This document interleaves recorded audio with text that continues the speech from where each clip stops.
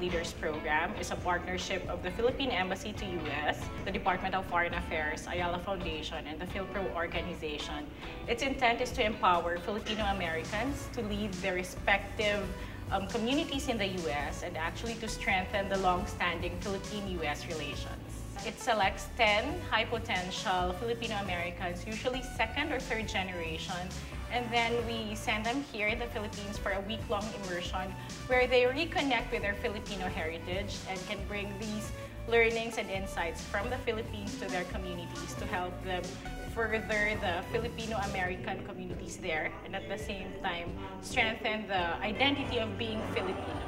I think it's amazing that they're all coming home and, you know, seeing what's going on here and helping and giving back. It's very inspiring, and so I was very happy that I attended the event.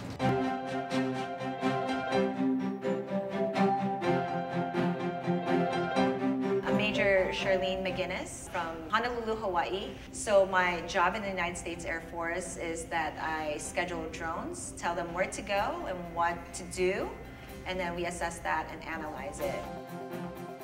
Hi, my name is dela Rosa. I'm from Miami, Florida. I'm a recent grad from Harvard Graduate School of Education, and I currently work at Teach for America. My name is Meriden Villanueva. I am an actress, writer, producer, and the vice president of FYLPRO, which is a community organization dedicated to the empowerment and advancement of Filipino-Americans in the entertainment industry. Itakngaran ni Baron Cabalona. I am a co-founder of the League of Volunteers for Relief Expeditions and the founder of Sama Sama Project, a Filipino folk fusion band.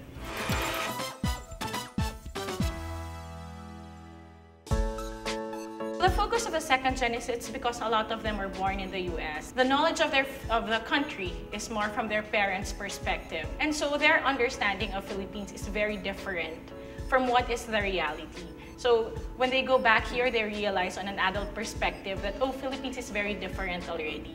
It's not the same kind of Philippines that my parents know.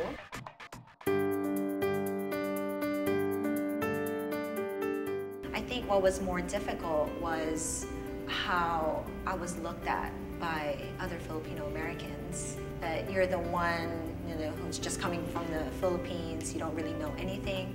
There's that comparison that you're less than. So I think that hurt more compared to any discrimination that I may have experienced from, you know, Caucasian American or African American. Growing up, I had an identity struggle. When I went to college and I'm already labeled as a minority, I already felt belittled. I already felt discriminated and that I wasn't as worthy as my counterpart, Caucasian or other ethnicities. I moved from San Diego, I was born and raised there, where everyone was like Filipino around me, or brown, to 8th grade in Ohio, Cincinnati, Ohio, because my dad's job moved. That was difficult, because that's when I found out I had to assimilate, because I'm looking around, I'm like, where are my brown people at? You know, where's my Filipinos at? Where's my Asian friends at? So I had to really just choose, okay, I need to just do what the white people do. Talk a little, you know, change my accent a little bit, you know, do the sports. I'm an artist, but I did sports because I need to have social currency. I have to really pick and choose what aspects of my identity is allowed to be chosen or shown to the public. It's like a performance I have to play.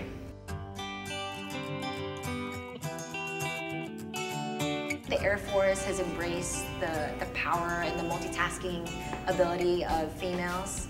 I think what gets hard is that although there's a lot of us females, there's not a lot of females in the boardrooms, so that where the decisions are getting made. So I'm very adamant about having somebody there, female, whether it's, you know, whatever race that may be. From 1993, when I came to the US, I didn't hear anything about Tacloban City at all. It was one of the most heartbreaking news I've ever heard. After that, we said, you know what, we have got to get married and go home. So we decided we're gonna have a wedding in Boracay, but instead of having a honeymoon, take all of our ninongs and ninangs, because they're doctors anyways, or nurses of some sort, take them to Tacloban and have a medical mission. From then, we just never stopped. Luckily, I found an organization called FYLPRO that had other creatives who are also Filipino that are also sharing that same struggle. So we support each other and we network with each other. And now I am currently working on a variety of shows on ABC, NBC, CBS, Netflix, and really getting that sense of, wow, I can do this. Filipinos are the most hardworking people in the world, and that is very true. I don't hear my Filipino-American colleagues complain ever. They do the job, they do it the best that they can. They smile, and they always have a fiesta at the end of the day. We are naturally adaptable to any and given situations. Kahit na ilagay tayo everywhere, we will just fit right in. It is born innately in us. What we have right now is because of our heroes. Learning that history made me appreciate my background and all of our current situation living in the US, and the sacrifices that my parents had to make to be in the US allows me to realize how lucky we are to be living in today's generation. I feel like I can give back now in a way that's most relevant to me. It's about being able to give value and receive value. And I feel like I can give value in telling my narrative and my story and sharing that. I feel like I can be that representation for a lot of Filipinos who don't see themselves in leadership. I believe that as long as we're recognizing the success and accomplishments of Filipino-Americans in the industry, helps inspire our filmmaking and creative community. I think it's the Filipino characteristic of giving back. It's never about me, it's about my team. It's about pouring myself into my team and making them better. My medical mission group called the League of Volunteers for Relief Expeditions. I'm also a co-founder with my wife, Sama Sama Project, a Filipino folk fusion band that pushes Filipino music that is sort of like haranas, the lost art. Maala-ala mo kaya. You're talking about Rosas Pandan, Waray-Waray, things of that sort. To Filipino-Americans. Because Filipino-Americans, unfortunately, some of them only know Jollibee in the US.